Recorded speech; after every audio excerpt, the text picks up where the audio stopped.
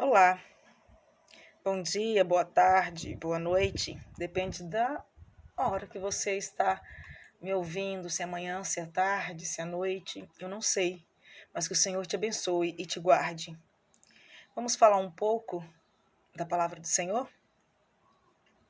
Nós vamos ler Salmo 6, versículo 6, que diz o seguinte: Estou exausto de tanto gemer, de tanto chorar, inundo de dia e de noite a minha cama. De lágrimas encharco o meu leito. Amém? Vamos tentar entender um pouco essa mensagem. Até porque é muito importante que nós venhamos falar sobre lágrimas, sobre angústia, sobre gemer de dor e de tristeza. Porque há um equívoco no nosso meio de que cristão não sofre, cristão não chora, cristão não tem depressão. Irmãos, não pense assim. Mude essa sua forma de pensar. A palavra de Deus fala que nós devemos renovar a nossa mente de acordo com as coisas do Senhor, para que nós possamos entender qual é a boa e a perfeita e agradável vontade de Deus. Eu sei que algumas lutas virão e nós saberemos explicá-las com perfeição. Outras, no entanto, nós não vamos conseguir explicar a causa, a razão, o motivo, as circunstâncias delas estarem lá, delas existirem. Lamentamos pela nossa vida, por tudo aquilo que nós gostaríamos de ter feito, de ter sido, ou até mesmo de não ter feito ou não ter sido. Lamentamos por ter ido ou deixado de ir a algum lugar, a algum evento. Tantas proposições, tanto pesar existe para que nós possamos lamentar, não é verdade? Fazemos como o salmista, né? Inundamos a nossa cama, o nosso travesseiro com as nossas lágrimas.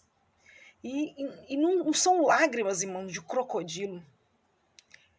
Há determinado tipo de angústia, de tristeza que dói na pele, dói no corpo, dói e dói muito. Lágrimas que muitas vezes nos cegam a nossa visão, não só cega, como ela pode turvar, dublar e cegar. Não somente a nossa visão, irmão, carnal, mas o que é pior, a nossa visão espiritual. Ela nos cega para que nós não vejamos, né, o que Deus quer de nós naquela situação. Quais são as lições que nós devemos aprender no meio dessa situação. Eu gosto muito, muito dos desabafos dos salmistas. Dou graças a Deus pela Bíblia não esconder nem as qualidades e nem os defeitos dos nossos homens e mulheres de Deus. Principalmente Elias, no momento da sua dor, da sua depressão. Ou então nós acreditaríamos hoje que quando a gente molha a nossa cama com lágrimas, que nós não teríamos Deus. Isso seria triste. Esse versículo do Salmo 6, aliás, o Salmo, né? É comumente aceito que foi Davi que escreveu. E que quando ele escreveu, foi no momento que Deus estava ensinando a ele uma dura lição. E usou os seus adversários, né, para que essa lição fosse dada, para disciplinar Davi. Então, muitas das nossas angústias, das nossas provas, é para que nós possamos ser disciplinados, é para que nós possamos aprender como conduzir as nossas vidas e até mesmo auxiliar outra pessoa no meio da luta. Davi suplica por livramento, lamentando que o que vem sofrendo e dando um aviso aos seus inimigos. Deus vai ouvir a minha oração e vai atender a minha oração. E depois disso, é aquele ditado, né? Corre, que Deus já vem te pegar. Irmão, é interessante que a gente às vezes não para pensar e por isso a gente tem que tomar cuidado para a gente não se deixar levar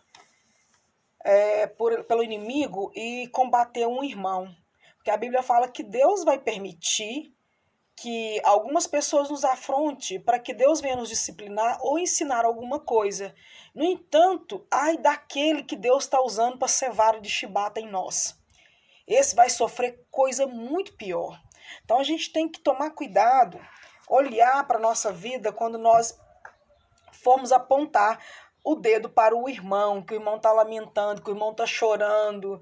Irmão, toma cuidado antes de dizer que é murmuração. Toma cuidado antes de dizer que é possessão demoníaca, que a depressão é do diabo. Irmão, o diabo não é dono de nada. Aprende de uma vez por todas que o diabo não tem patente de nada. Ele não fez nada, ele não manda em nada, ele não é dono de nada.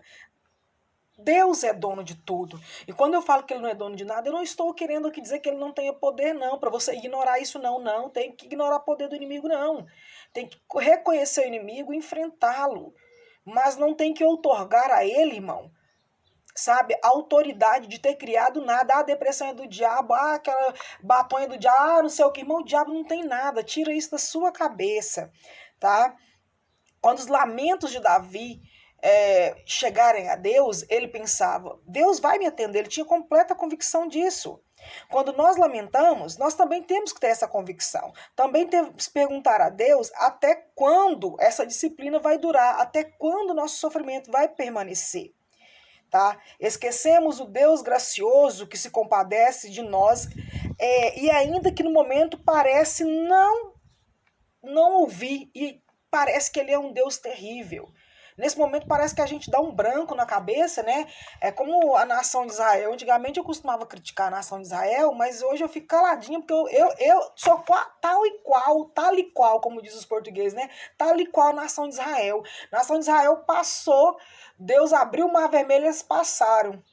Não, voz do mar vermelho, Deus mandou as pragas, tirou eles do Egito, chegou na frente do mar, choraram por causa da cebola, choraram por causa de tudo e falou, agora você trouxe a gente para morrer aqui, Davi. Esqueceu das pragas, irmão, que Deus livramento.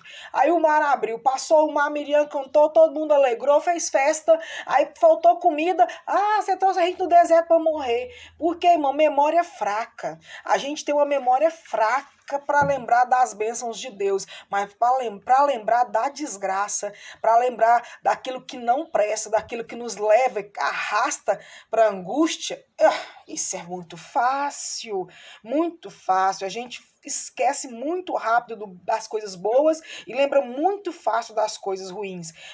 Precisamos pedir ao Senhor, né, para seguir o conselho de Jeremias, trazer à memória somente aquilo que nos dá esperança, né? Não podemos esquecer da graciosidade de Deus, não podemos esquecer de louvá-lo, pois o próprio Salmo diz, só os vimos, só de ouvirmos, né, estamos ouvindo as promessas do Senhor, de estarmos acordados, né, neste dia tão claro, tão iluminado, a gente tem que dar graças a Deus, ainda que muitas vezes a nossa vontade é de desistir e de morrer. Aquieta-te também, alma. É o que nós devemos fazer como Davi. Aquieta-te, alma.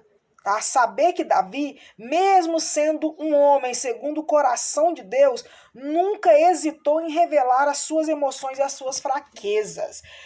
Quanto mais os seus lamentos. Irmão, tem crente que tem medo de dizer que sofre, com medo do que os outros vão pensar. Tem crente, irmão, que teme muito mais a fofoca do irmão, que os outros vão pensar, do que Deus pensa dele. Olha para a Bíblia, irmão. A Bíblia está recheada de homens e mulheres corajosos que assumiram as suas dores, as suas tristezas e as suas tribulações.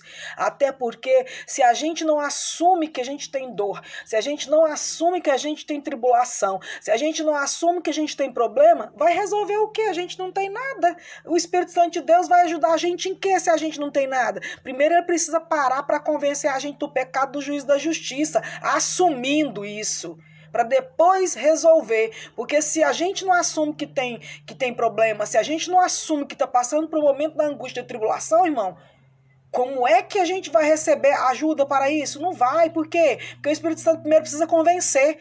Entende, irmão, o que eu estou dizendo para você nessa tarde, nessa manhã, nessa noite?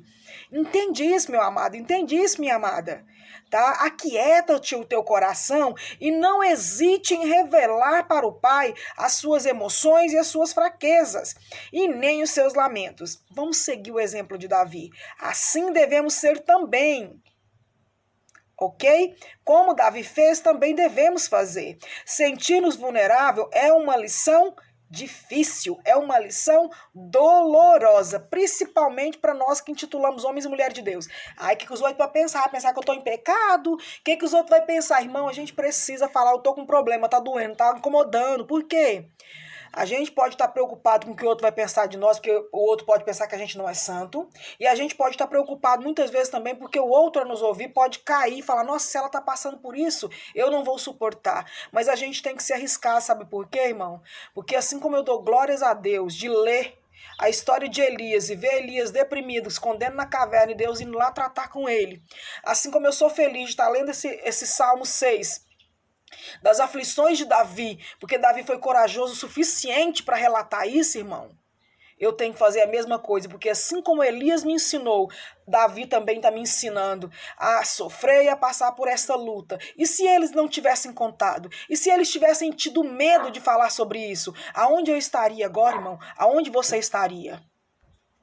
Repetindo, irmãos, nos sentirmos vulneráveis, frágeis, não é tarefa fácil. Não é fácil assumir isso, mas é muito proveitoso para o nosso crescimento, para o crescimento daquelas pessoas, irmãos, que muitas vezes estão sufocadas, sofrendo.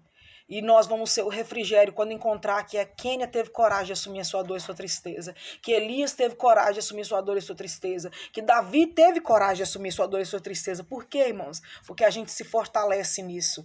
A gente não se fortalece ouvindo isenção de prova na vida do outro, irmão. Você já pensou se todo mundo escondesse as provações e falasse que a vida está mil maravilhas? O que seria de nós, irmão?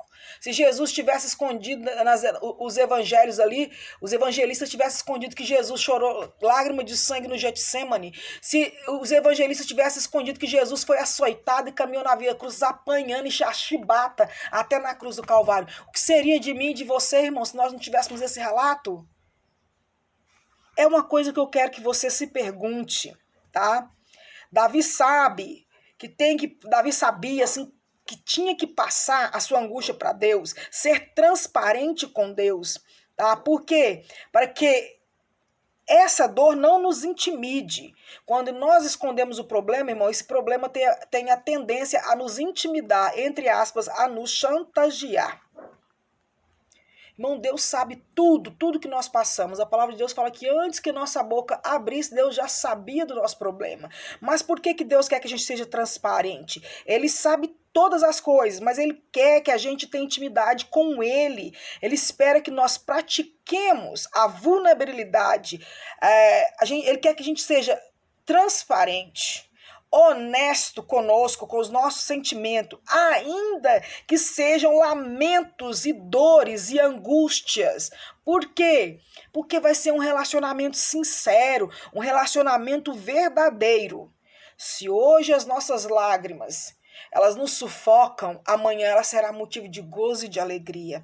Se hoje as lágrimas estão sendo a nossa companhia, amanhã elas servirá de lição para aqueles irmãos que sabem que a gente esteve nesse momento de tribulação, mas que eles passaram. Lembre-se esse rei Davi, que foi conhecido como homem segundo o coração de Deus, a menina dos olhos de Deus, teve seus olhos consumidos pela tristeza, pelas lágrimas, ao ponto de dizer que o seu travesseiro estava encharcado com suas lágrimas, mas ele também teve a certeza de que Deus ouviria a sua oração, ele teve a convicção de que Deus ouviria as suas súplicas. Assim será comigo, assim será com você. Existem lamentos e lamentos, e em todos eles Deus cuida de nós. Que o Senhor te abençoe e te guarde, e que faça resplandecer o rosto dele sobre você e sobre mim. Amém? Que Deus conforte a sua alma.